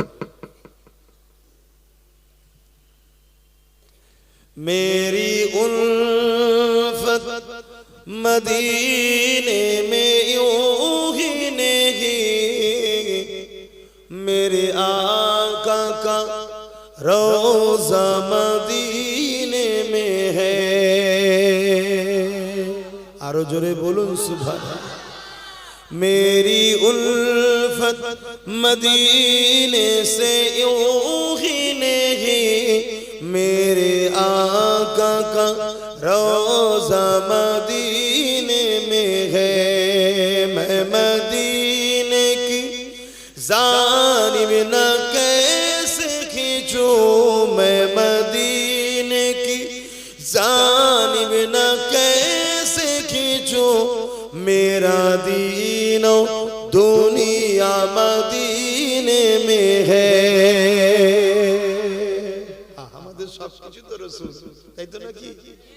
এইটা যে করতে পেরেছে সে দুনিয়া আখিরাতের কামিয়াবি পেয়েছে, আর এটা যে করতে পারেনি সে দুনিয়া তো শেষ, আখিরাতও अर्श अजीम पे जिसका बड़ी शान है,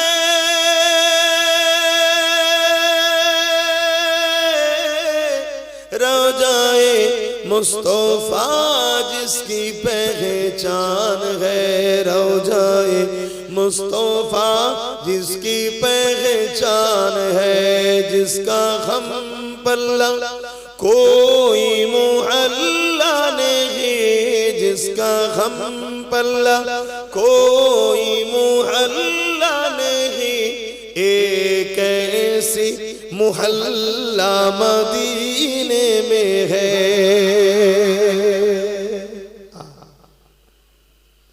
ये शहर मुस्तफा है, मदीना करीम है।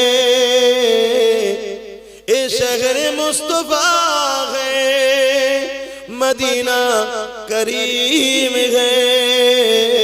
सबको निभा रहा है, मदीना करीम है। क्यों ना एक करीम है, आका करीम है। क्यों ना एक करीम है, आका करीम है। सबको निभा रहा है, मदीना करीम है। मेरी उल्फत मदीने से यूं ही नहीं, मेरे आका का रोज़ा मदीने में है। मैं मदीने की जानिब ना कैसे खींचूं, मैं मदीने की जानिब ना कैसे खींचूं। मेरा दीनो दुनिया मदीने में है। अल्लाहुम्मा सल्ली अला।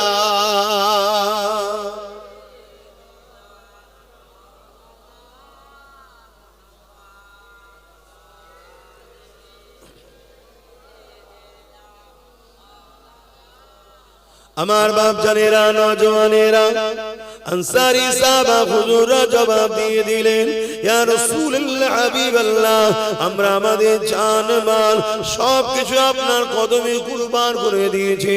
এই সব কিছু আপনার হুজুর, আপনি যেমন করে খুশি খরচ করেন। ইয়া রাসূলুল্লাহ, হাবিবাল্লাহ, আমরা আপনাকে ছেড়ে কখনো যাব না।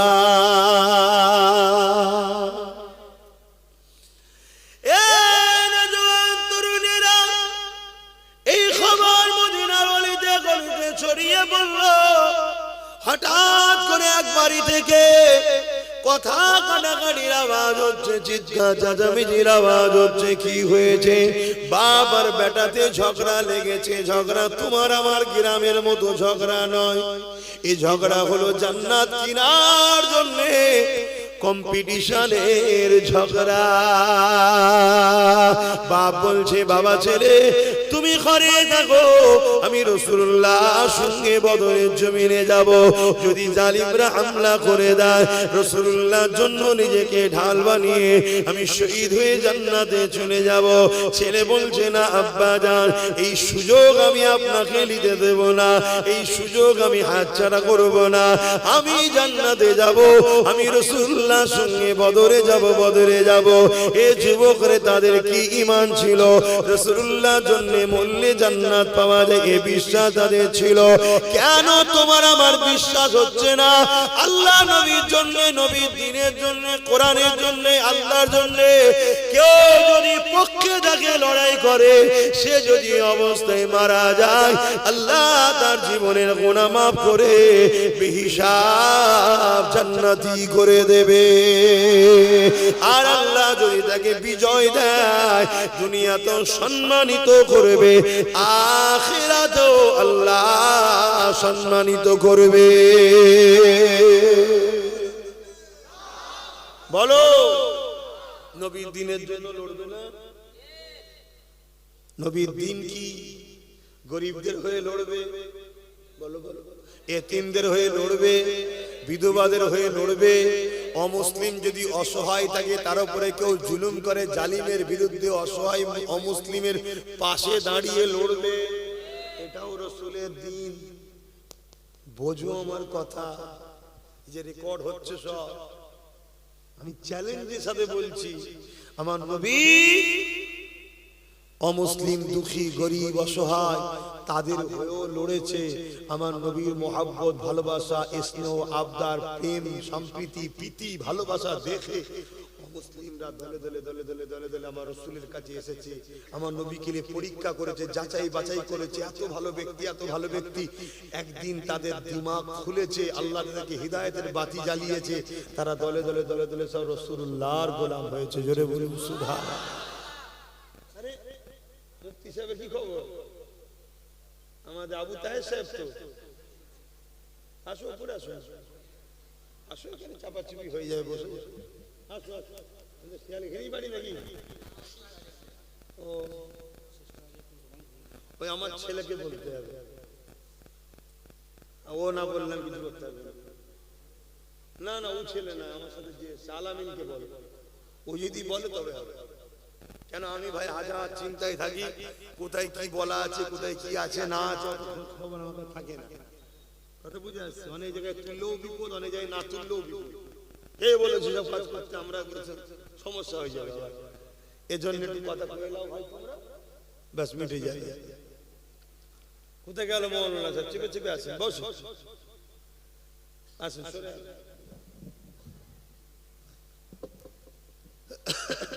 শুনছেন ভাইরা?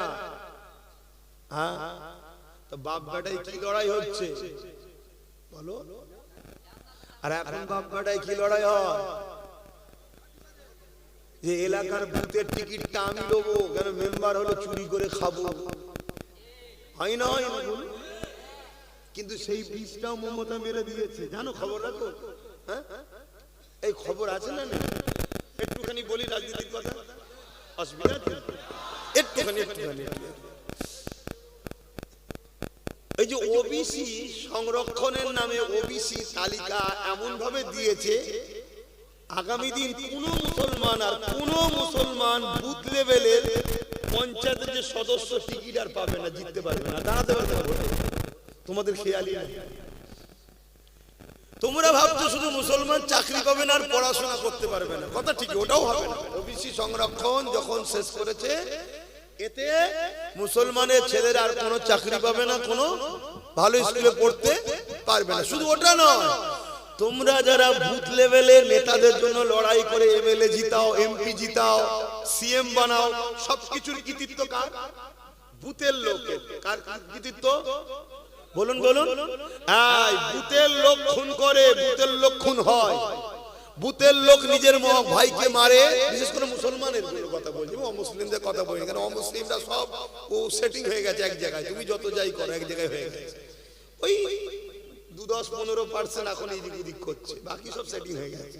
তুমি ভাবছো আলাদা, ও ভাবছো আলাদা, ছেড়ে দাও, ওদিকে আমি যাচ্ছি না। তোমরা আমরা যারা মুসলমান আছি, আমরা নিজেদের ভাই মারপিট করি তো নাকি? কেন আমার ওই এমএলএ কে জিতাতে হবে, আমার ওই এমপি কে জিতাতে হবে, আমার ওই মন্ত্রীকে জিতাতে হবে? এর জন্য লড়াই করেছো তো।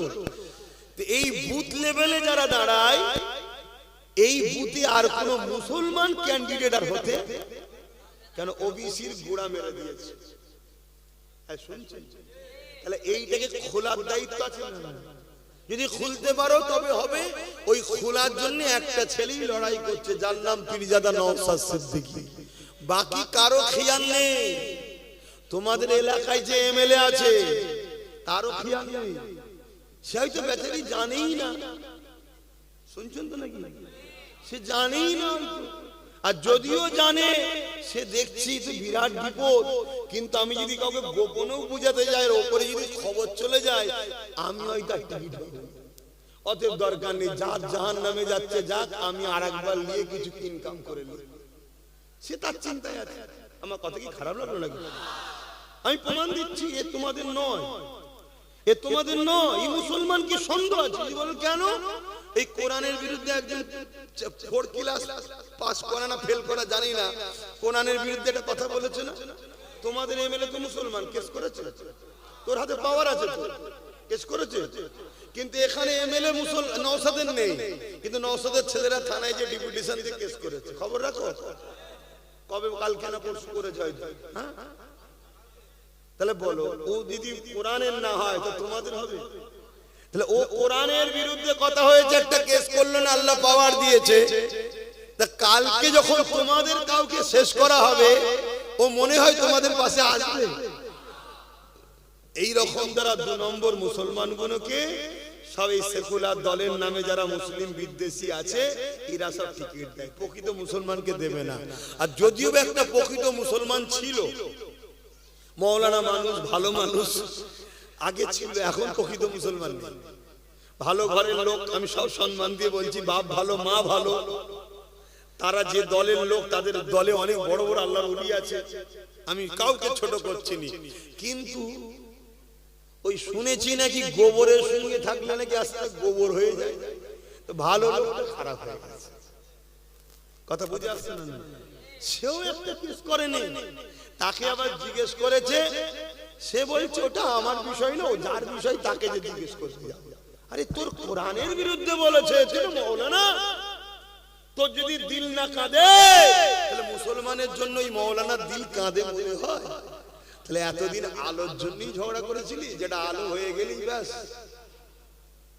কিন্তু আব্বাস সিদ্দিকীকে দেখো, আমি জীবনে কথা দিয়ে যাচ্ছি, এত রেকর্ড হচ্ছে, আমি কোনোদিন দাঁড়াবো না, আমার নেতা হবার শখ নেই।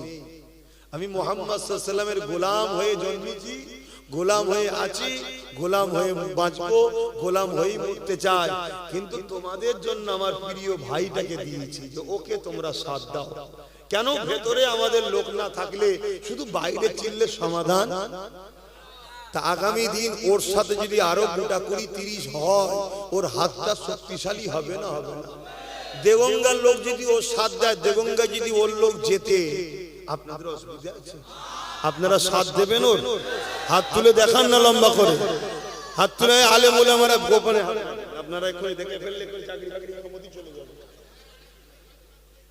না, এই বাচ্চাদের দিকে এই সব রয়েছে, ওই দিকে তো নেই, এই দিকে আছে।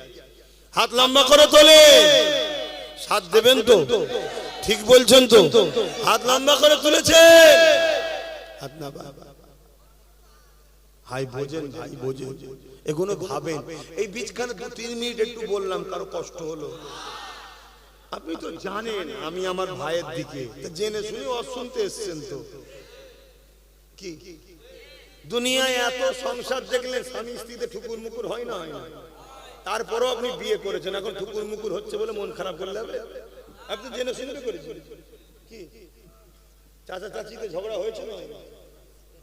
ও ক্যামেরা আছে, দেখে ফেললে বিপদ আছে। কি হয় না? স্বামী স্ত্রী তো হয়তো নাকি? তা জেনে শুনে দেখে তুমি বিয়ে করেছো, তাহলে তো একটুখানি কষ্ট সহ্য করতে হবে। তুমি জেনে গেছো আব্বাস সিদ্দিকী যখন এসছে, ও দিদি মুদির বিরুদ্ধে না বললে নামবে না। ও নওশাদ সিদ্দিকী ওর ভাই, ওর সাথ দেবে। তুমি জেনে শুনে যখন এসছো ভাই, একটু শুনতে হবে নাকি? এইটুকু তো কষ্ট সহ্য না করতে বলে, তাহলে সংসারটা টিকবে কি করে? কি গো আমার আব্বা, অসুবিধা হচ্ছে নাকি? হাই হাই, যা আকাশের আলোচনা দিয়ে ফিরে যায়, আল্লাহ নবী দরবারে বাপ আর বেটা দুজনে চলে এসেছে বিচার দিতে। কি গো শুনছেন? আমার মনের মধ্যে আর একটা কথা হচ্ছে, কেউ কেউ ভাবছেন না তো যে হুজুর সব ঠিক আছে, জলসায় এসে বলছেন কেন? আবার কোন মৌলী সাহেব এসে তো বলতে পারে যে আজকাল জলসা গুলো কে লিয়ে রাজনীতি করা হচ্ছে, বলতে পারে না? পারে না? যদি বলে মৌলী সাহেব কমনি জিজ্ঞেস করা দরকার। রেড রোডে যখন মমতা কি ঈদের নামাজে হাজির হয়, তখন আপনি বলেছিলেন যে নামাজকে নিয়ে, আমার ধর্মকে নিয়ে রাজনীতি করা হচ্ছে, তাহলে এখানে বলছে কেন? তাহলে ওখান থেকে কিছু মাল দেয় নাকি মমতা? তাহলে ওর বেলায় বলুন, এর বেলায় বলছে কেন? তবে আমাকে আনো, আমি হুজুর মৌলী সাহেব মাল দেবো, খুনি দাও আমাকে নিয়ে আসো। এখন তোর হাতে সব, ঠিক না বেটি? ইমামদের 3000 না 3500 দেয়, শুনছেন তো? আমার কথা শোনো, 10,000, 15,000, 20,000 করে দেবো, নিয়ে আসো। আগে সাগরটাকে দিতে হবে তো, যেখানে টাকার খনি আছে সেটা আছে মমতার হাতে, সে তো চুরি করে বিক্রি করে দিচ্ছে সব। মমতা চোর না? চোর নয়? জোরে বলুন, কোন সন্দেহ আছে কারো?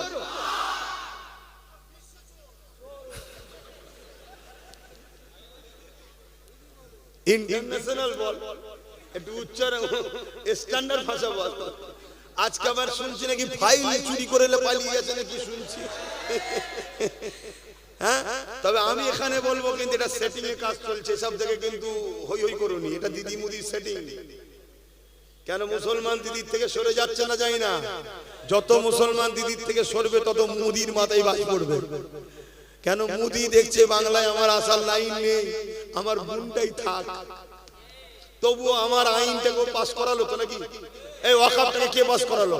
যদি মুদি দিদি না থেকে অন্যজন থাকতো, মুদির ক্ষমতা ছিল এখান থেকে জমি নিয়ে যাবার। কেন জমি ল্যান্ডটা রাজ্য সরকারের হাতে, সব আইনগুলো জানতে হবে। রাজ্য সরকার যদি না দেয়, সেন্ট্রাল গভর্নমেন্টের ক্ষমতা নেই এখান থেকে এক টুকরো মাটি নিয়ে যেতে পারে, এটা রাজ্য সরকারের হাতে। তাহলে মুদি দেখছে এখানে দিদি চলে যায়, আমার বোন চলে যায়, অন্যজন যদি ঢুকে পড়ে, আর বিশেষ করে যদি নওশাদ আর তার সাথীরা চলে আসে, তাহলে তো মুদি এমনি রাত্রিরে শুয়ে নওশাদ করতে করতে কোন দিন শুনবে চলে গেছে। কথা বুঝে আসছে না? নাই। তাহলে এই জন্য এইসব নাটক করছে। আইওয়াস দেখেছিস, সত্যিই তো বিজেপির বিরুদ্ধে লড়ছে, আবার যাতে মুসলমান না কোণে ওঠে, এই জন্য লাইন ক্লিয়ার করছে। এত ঘাবড়াবার কিছু, এসব দেখে যেন আবার দিবানা হয়ে যাওনি। আহারে, দিবানা হয়ে যাবে না? কেন এক সময় আমিও দিবানা হয়ে গেছিলাম, এক সময় আমিও। আহারে, একটা মহিলার উপরে এত জুলুম হলো। আমি নিজের কথা বলছি, এক সময় ভেবেছিলাম যে একটা মহিলার উপরে এত জুলুম করলো বিগত সরকার যে ছিল, একটা মহিলা মানুষ এত মারার কি দরকার ছিল? এত জুলুম করলো, আমার নিজেকে একটা সিম্পেথি দিবানা হয়েছিলাম যে সাথ দিয়া দরকার। ওরে সর্বনাশ, ই তো পুরো পাক্কা ডাইনি। এ কথা ভুল বলছি? আমার আলিয়া মাদ্রাসাকে শেষ করে দিচ্ছে, আমার কবরস্থান, আমার ঈদগাহ, আমার খানকা সব শেষ। তাহলে ভুল আমিও করেছি, আপনারাও করেছেন। আমি তওবা অনেক আগে করেছি, আপনারা তওবা করেছেন তো নাকি? না, এখনো তওবা হয়নি। যদি না করে থাকেন করে নেন। কেন আমি ওপেন বলে যাচ্ছি, পৃথিবীর কোন মুফতি মাওলানা মিশর হোক, মদিনা হোক, যেখান থেকে খুশি ধরে লিয়ায়, আমি চ্যালেঞ্জ দিচ্ছি, যত বড়ই মৌলভী সাহেব হোক, নবীর হাদিস তো কাটা কারো ক্ষমতা নেই। মোদি আর দিদিকে যারা ভোট দেবে তাদের ঈমান চলে যাবে। এতদিন যারা ভোট দিচ্ছে ঈমান যায়নি কেন? এতদিন এরা এই জুলুমটা করে না যেটা আজকে করছে। কি? ওয়াকাফকে মিটাচ্ছে। ওয়াকাফ মানে মসজিদ, মাদ্রাসা, কবরস্থান, ঈদগাহ, খানকা, অর্থাৎ ইসলামের পেহচান। ওয়াকাফ যদি না বাঁচে, তোমার ইসলাম আর থাকবে না। শুনছো? ওয়াকাফ হলো ইসলামের মূল একদম, যেখানে মসজিদ দাঁড়িয়ে আছে, মাদ্রাসা দাঁড়িয়ে আছে, কবরস্থান দাঁড়িয়ে আছে, ঈদগাহ দাঁড়িয়ে আছে, খানকা দাঁড়িয়ে আছে। তাহলে আজকে আমার ধর্মকে মিটাতে দুজন লেগেছে না লাগেনি?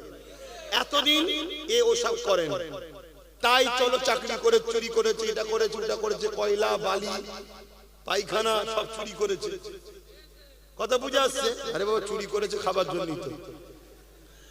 এতদিন এসব করেছে, চলো ওটা দুনিয়ার ব্যাপার ছিল, গুনাহ হবে, হ্যান হবে, ত্যান হবে, এইসব ব্যাপার ছিল।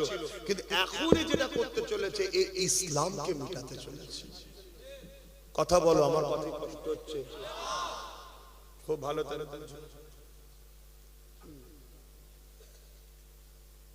কোথায় কাউকে বাড়ায় কবে? সামনে মঙ্গলবার তোদের জলসা, সব জানে। লাস্টে মাইক দিয়ে দেবো, প্রচার করে নেবে। আমি আসবো কি না আসবো, হায়াত মত কিচ্ছু নেই, আগে থেকে দাওয়াত আমি দিয়ে ফেলি, ওটা তোরা দিলে ঠিক আছে। আল্লাহ যদি সুস্থ ভালো রাখে, কখন টাইম? 6:30। হ্যাঁ, বেশি ওয়াজ করতে পারবো না, অনেক টেনশন মাথায়। ও ভিত্তি স্থাপন হবে কোথায়? সিরাজপুরে। কবে? 19 জানুয়ারি, 5ই মাঘ, সামনে সোমবারে পরে সোমবার একটা খানকা হবে, মক্তব টাইপ সিরাজপুরে। আপনারা সবাই যাবেন। কখন টাইম? দুপুর 2টো।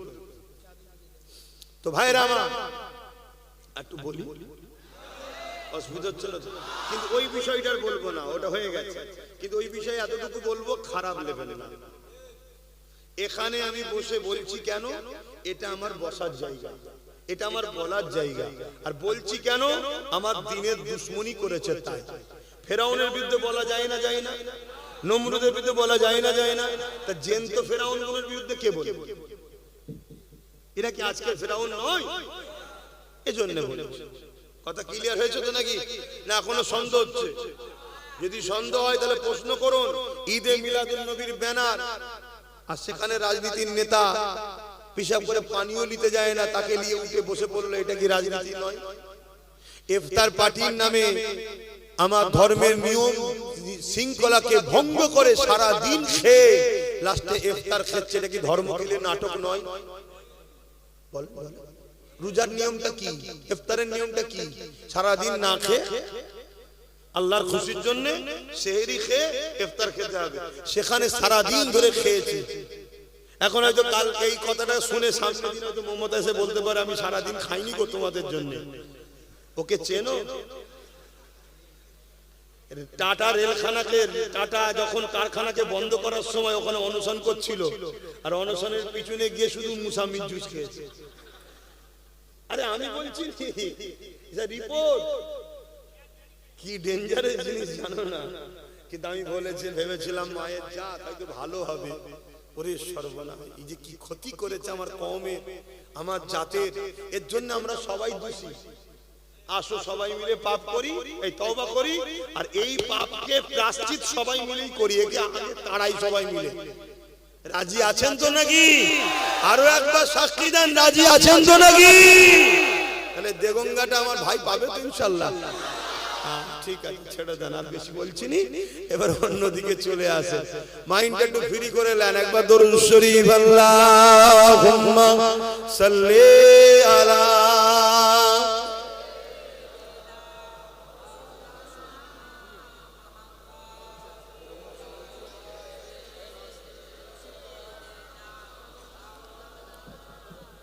বাপজান আমার কেউ মনে বেজার হলেন না তো? তাহলে এই ছেলেরা যাচ্ছে কি জন্য? পকেটে হাত, জলসার জন্য। দেন দেন না, কি গো পকেটে হাত দেবে তো? নেই, দাও, যা যা খুশি দাও। বারে বারে ভাবি একা বসে নিরালাই রে, পাখি হলে উড়ে যেতাম সোনার মদিনায় রে। সবাই বলো, সোনার মদিনায় রে। বারে বারে ভাবি একা বসে নিরালাই রে, পাখি হলে উড়ে যেতাম সোনার মদিনায় রে। সোনা বুলবুলিরা কোথা যাও, উড়ে যাও কোথায় রে, আমার সালাম পৌঁছে দিও নবীজির রওজায় রে, নবীজির। বারে বারে ভাবি একা বসে নিরালাই রে, পাখি হলে উড়ে যেতাম সোনার মদিনায় রে, সোনার মদিনায় রে। রহম করো ও গো আল্লাহ, ও হৃদয়াময় রে, পাই জানো নবীর সবা, নবী মুস্তাফায় রে, নবী মুস্তাফায় রে। বারে বারে ভাবি একা বসে নিরালাই রে, পাখি বলে উড়ে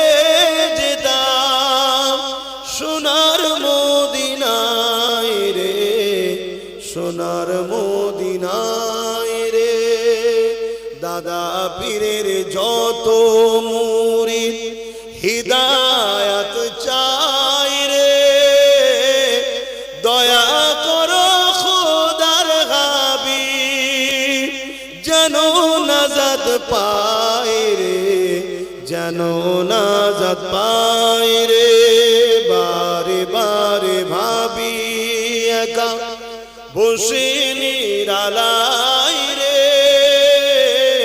পাখি হলে উড়ে যেতাম সোনার মদিনায় রে সোনার মদিনায় রে আল্লাহুম্মা সাল্লি আলা